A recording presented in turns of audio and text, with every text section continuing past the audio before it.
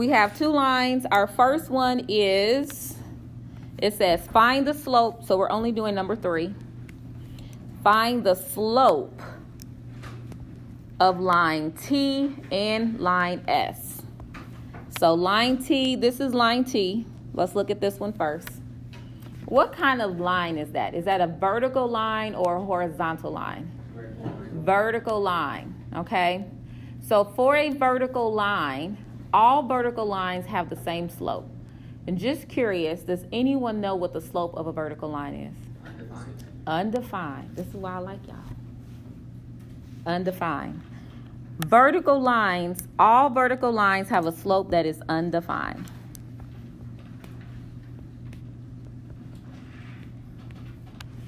And that's all vertical lines. And the way I like to think of it is if you can't walk on it, the slope is undefined. So vertical lines, think of that as a wall. You can't walk on the wall. Okay? So the slope is undefined. But when we look at line S is here. What kind of line is that? Horizontal. Can you walk on the floor? Yes. So the slope is 0. And that's all horizontal lines. Undefined and 0 are not the same. So know that if the line is vertical, the slope is undefined. It's kind of like saying it's not applicable or it does not exist. You cannot have a slope of a vertical line. But a horizontal line does have a slope. And because it's flat, the slope is 0. All right, so today we're going to focus on piecewise functions. So go to page 47. You may need a scrap sheet of paper because Reveal does not give you a lot of space. You do have a little bit of space, but we're only going to focus on pages 47 and a little bit of 48. Okay? So page 47. So a piecewise function is not continuous. So it's impossible to draw a graph of a piecewise function without lifting your pencil. A piecewise function is 2 or more expressions on one graph. That's what a piecewise function is. This is new. This is not something that you learned in Algebra 1, which is why it's a little challenging. It's not hard. It's just a challenge. Okay? Now, a dot is used, and this is really, really important, but a dot is used if it's included. And a dot looks like this. This is what I'm talking about when I say a dot. A dot is like a closed circle. So if the point is included, and included would be less than and equal to or greater than or equal to. If you have one of those at the beginning of your domain or within the domain, you're going to use a dot. But we're going to use a circle if the point is not included. So when I say circle, I'm talking about it's not filled in. This is a circle. And we use circles for these two. So that's really, really important to keep in mind. Okay, so if we have a piece of the domain, because it's a piecewise function, so if that piece starts off being equal to, we're going to use a dot or a filled-in circle. But if it's not, we're going to use an open circle. Okay? So let's look at this first example, example 1. Example 1 on page 47 has a piecewise graph. And that piecewise graph, there's 2 pieces to it. So let's focus on this first piece. And this was already graphed for us. We are going to graph one, but this first one, example one, is already graphed. Okay, so notice what it says. It says x minus 3 if x is less than or equal to 1. So less than or equal to 1 means that graph, because it's less than, it's going to go, the arrow is going to point to the left. So this first piece has an arrow pointing to the left.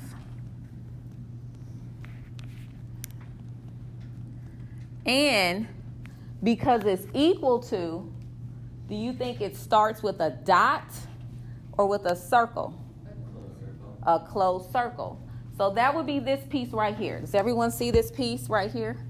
This piece, and I'm going to highlight that in yellow also. This piece represents this equation.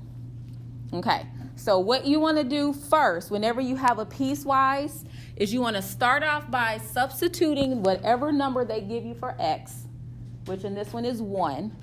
Substitute that in this equation, which is x minus 3. So we're going to put, see, it says x minus 3, and we're going to substitute in 1. So put a 1. So what is 1 minus 3? Negative 2. And that's why this first point began at 1, negative 2. It was a closed point. Okay? So since 1 satisfies the inequality, we're going to place a dot. We put a dot at the point 1, negative 2. Because x minus 3 is defined for values of x that are what? So what does this inequality say? Does this inequality say less than or greater than? Less than. And the way I remember that is if it looks like an L. So you see this is what it looks like. If you open it up, doesn't that look like a L? That's how I know it's less than. Okay, so this facing this way, that's a less than. So for values of x less than or equal to 1. So let's put less than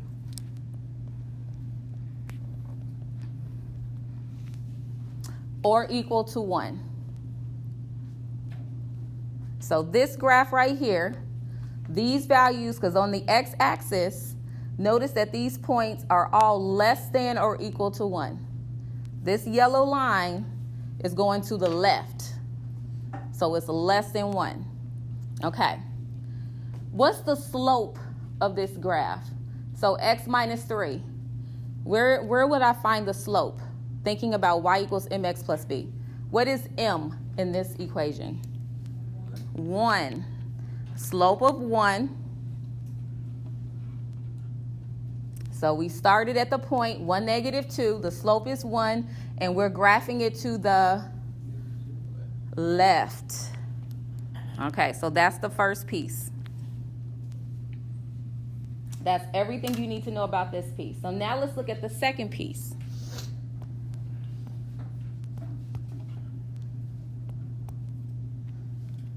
So this is my second piece. The second piece says 2x if x is greater than 1. Okay, so the first thing you want to do is figure out where does the second piece start. How do you do that? You're going to substitute 1 in for the x in 2x. So for my second piece, which is this part, this is the second piece. When you substitute a 1 in, you have 2 times 1, and what is 2 times 1? 2. 2. Now, this second one says greater than 1. So is this one going to start with a dot or a circle? A circle. So this one is going to have an arrow to the right because it's greater than. Numbers greater than go to the right. So the second piece has an arrow going to the right, and it starts off at the point 1, 2. So since 1 is not included, we're going to place a circle. And we're going to place that circle at the point 1, 2. That's why this point is right there in your book. If you look at your book, that circle is at 1, 2. Because 2x is defined for values, what? Greater than 1 or less than 1? Greater than. So write greater than. Greater than 1. It's hard for me to fit that on the little line. What's the slope of this linear equation? 2. The slope with a slope of 2. And this one is going to the right. Okay. So we are going to graph one together. But notice that whenever you graph a piecewise, you look at each piece individually. I didn't try to do the yellow and the pink at the same time. First, I looked at the first piece. Then when I had that done, then I looked at the second piece. All right? Don't let it overwhelm you. You're going to look at it piece by piece. Okay. So let's look at this graph here. And I can't really put this up, but go to page 48. Wait.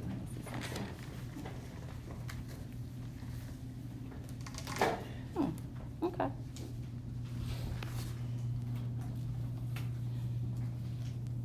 Okay, so let's look at this graph on page 48. Now, first of all, how many pieces does this one have? 3. But again, don't let it overwhelm you. We're going to do one piece at a time. So I'm going to start off with this first piece. This time we have to graph it. This is my first piece. The first thing is this is less than or equal to 0. So this first piece, I'm just going to write some key pieces of information, is less than or equal to 0. So what I want you to do is figure out, where does this one start? How do you figure out where to put that point? It's either going to be a dot or it's going to be a circle. And to figure out where to put it, substitute that 0 in for x. So what do you get when you take 2/3 times 0? 0. So my first point is going to be at 0, 0. Can we lift up our heads, please? And when I put that point, is it going to be closed or open? Closed. Closed. So everybody put a closed point at 0, 0. Focusing on one piece at a time. Okay. Now, what direction, because it's a ray. Who's had geometry? Okay. So it's a ray, which means it has a point and an arrow. What direction do you think the arrow is going to go? Is the arrow going to go to the right, or is this arrow going to go to the left? Left, because it's a less than, okay? So when we graph, we usually go up and to the right. But this graph doesn't go up and to the right. So we have to do everything in reverse. So if this graph was just a regular line, we would go up 2 and to the right 3. But we can't do that, because if I do that, I'm going into a territory that doesn't belong to that graph. I got to stay in my lane. So instead of going up 2 and to the right 3, I have to do it backwards. So what's the opposite of going up 2 and to the right 3? Let's do it. Down 2 and to the left 3, put a point, and then just draw a ray. And notice that it's just going to the left. That's the first piece. You're done. So we're just doing one piece. Now let's look at the second piece. So the second piece is a horizontal line. Now these are easy to do because it's just a 3. But it's only between the numbers 1 and 3. Okay, so this has a slope of 0. So we don't have to, we just have to put these 2 points on our graph. Our first point is going to be at x equals 1 and y equals 3. So I'm going to put a point at 1, 3. And where am I going to put the other point? At 3, 3. So let me explain that, because I want to make sure we got it, because I want everybody to win. Okay. These are x. My x value are 1 and 3. this is y. So that's why I put a point at 1, 3. Go ahead and put a point at 1, 3. And put a point at 3, 3, 3. Now, when I put those points, are they dots or circles? Dots. So 1, 3, 3, 3. And it's a segment. That's the second piece. Why is it not array? Okay, good question. Why is this not array? This is not array because x has a start and an end. This one says just x is less than 0, so it was going to the left towards negative infinity. But this one very clearly tells us to start at 1 and go to 3. So it's a segment. No arrows, 2 dots. Now let's look at this last piece. This last piece starts at 4. This is my equation. So we need to figure out where to plot our points. So I'm going to graph this last piece in red. First thing you want to do is take this 4, substitute it in for x. So negative 2 times 4 plus 5. Go ahead and do that because we need to figure out where this one starts. I know that it's going to start at x equals 4, but I need to figure out the y value at x equals 4. And how do you find the y value when x equals 4? You substitute that value into the equation. So anybody else get negative 3? Yeah. Okay. What kind of point am I going to put at 4, negative 3? A open or a closed? Closed. So put a closed circle at 4, negative 3. Now this graph is going to the right, so we can just graph it using our slope. And what's the slope of that one? So from that point, we can go down 2 and to the right 1. And that is also a ray. So I realize that this is not something you have seen before. And I'm not asking you if you can do it on the test. But what I want to know is, do you understand how I graph the purple, the green, and the red? I went piece by piece. And do we have any questions? I'm not asking if you could do it by yourself. This is something we usually do in pre-calculus or towards the end of the year. So it's a little difficult, but we can do it. So using what you have learned about graphing a line and what you know about an inequality, you're just putting that all together on the graph. All right, so now let's figure out our domain. Take your pencils, hold it vertically.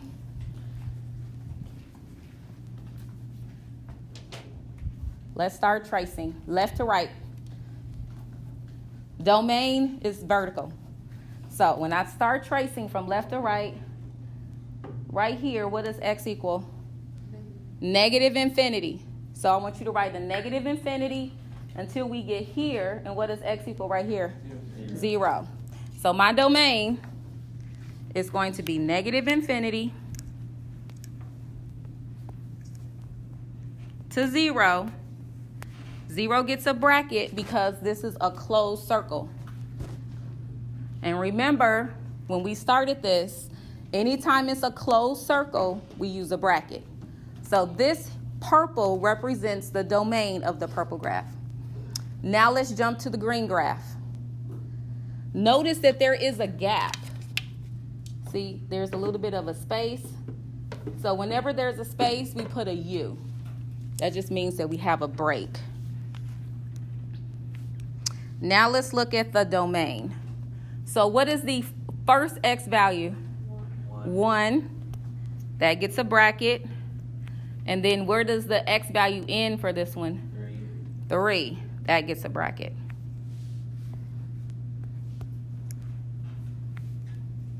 And we also have a gap. So there's nothing between 3 and 4. When we get to 4, the graph starts at 4 and goes to the right forever. So that would be 4 to infinity. Bracket on the 4 to infinity. Infinity, not negative infinity, because it's going down. doesn't matter that it's going down. That's a good question. For your domain, you look at, does it go to the right? If it's going to the right, that's positive infinity. So now we're going to talk about up and down. That's range. So take your pencil. I want you to hold it this way. When you're tracing up the graph, notice that I start off with negative infinity. So write negative infinity. And then I always have something. So I start off with I have both of them. And then I just have the purple. So there is, from negative infinity to y equals 0, there is something. There's at least one thing. So coming from the bottom and tracing up. So for my range, that would be negative infinity to 0.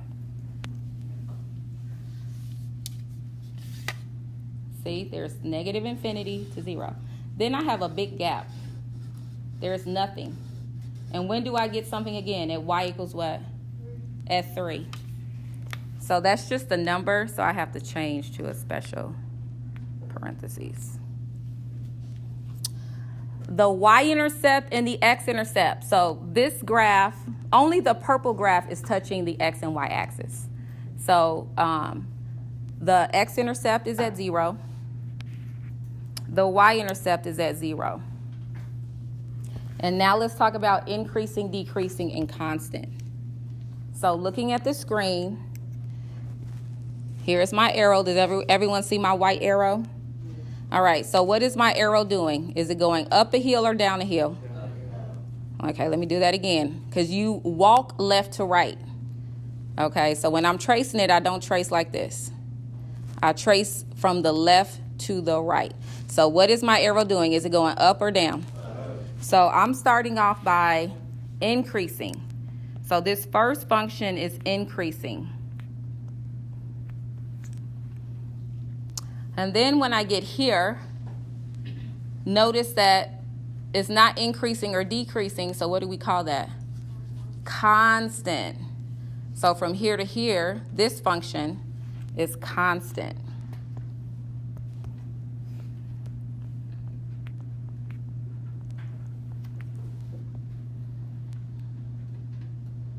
And then lastly, from here to here, what is my arrow doing? Decreasing. Okay, that is a piecewise function. But you will get it because, again, I want you to win.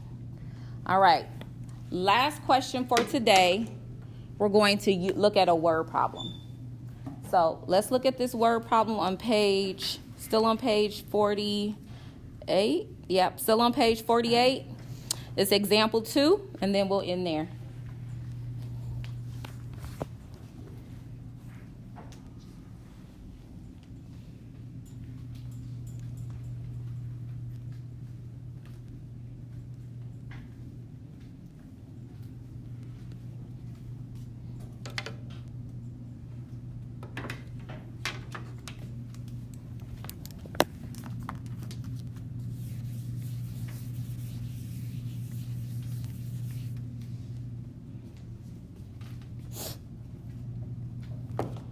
Okay. Football coach is ordering new jerseys for the season. The manufacturer charges $88 for each jersey when 5 or fewer are ordered. Then it's $75 for each when it's between 6 to 11 jerseys. Then it's $65 when you order between 12 and 29 jerseys. And then it drops down to $56 when 30 or more are ordered. So we are going to write a piecewise defined function describing the cost. Now, because this says 56 when 30 or more are ordered, I'm actually going to change this to x is greater than or equal to 30. Okay, so let's go ahead and look at. So this first one says we take 88, so the slope is 88, or the cost is 88 if we order between 0 and 5. And most companies give you a discount the more you order. So they're saying if you order only five or less, then you have to pay us $88 per jersey. But if you order between what? When does the order go down to 75?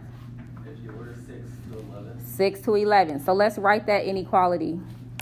So if X is between 6 and 11, then it's 75. $75 each.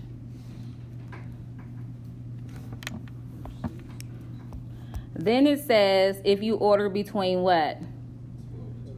12 to 29. So 12, if X is between 12 and 29, then the charge is $65 each. But if you order at least 30, that's when you get the best deal because it's only $56. So let's look at this first one. Now we have to evaluate. So if I have a small team, let's say I only need 11 jerseys.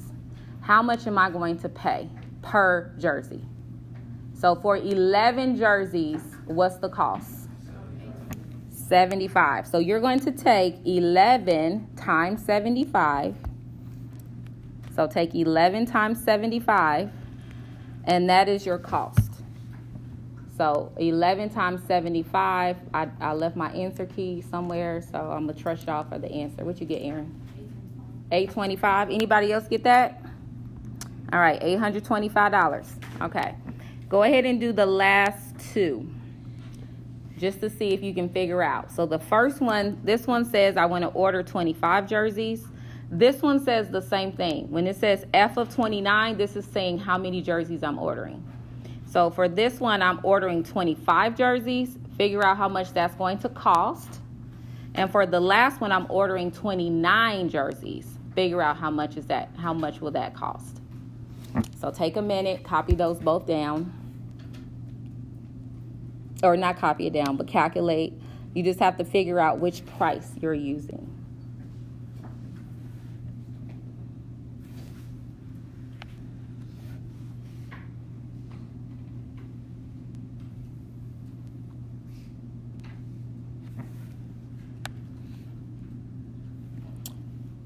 If I order 25, how much will I have to pay? 65.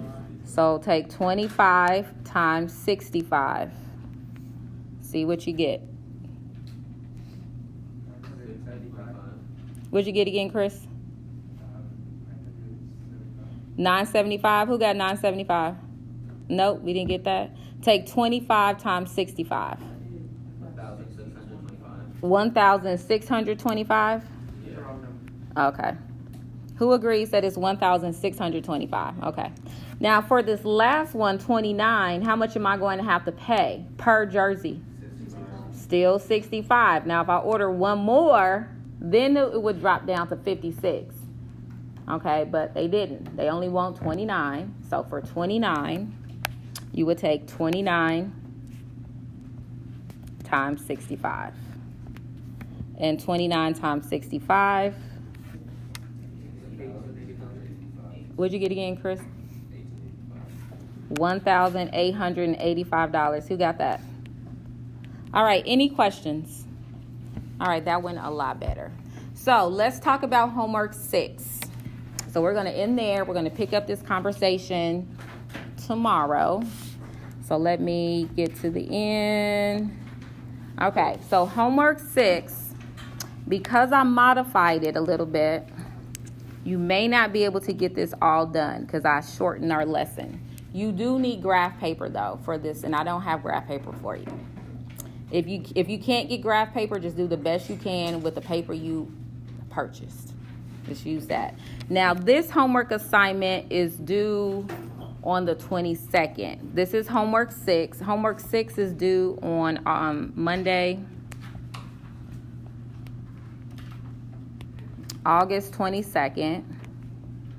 Now, the last day to submit any Module 1 assignments is next Friday. So 22.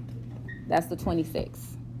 After that day, that's 350 points, okay? Because there's 7 assignments in Module 1. Each one is worth 50 points. After that day, I will not accept it for any credit. You want to go into the first test with a 100%. Because if you go into the first test with 100% and you don't do so well, you're still going to be winning. But if you go into the test with an F and you get an F, not going to be winning. Who wants to win? We all want to win, right? Okay. So I would parking lot homework 6 right now because we still have a lot to learn in homework 6, and focus on making sure you have 1 through 5 finished. Okay, that's where I want you to put your energy. If you have questions, please use this time to ask me questions.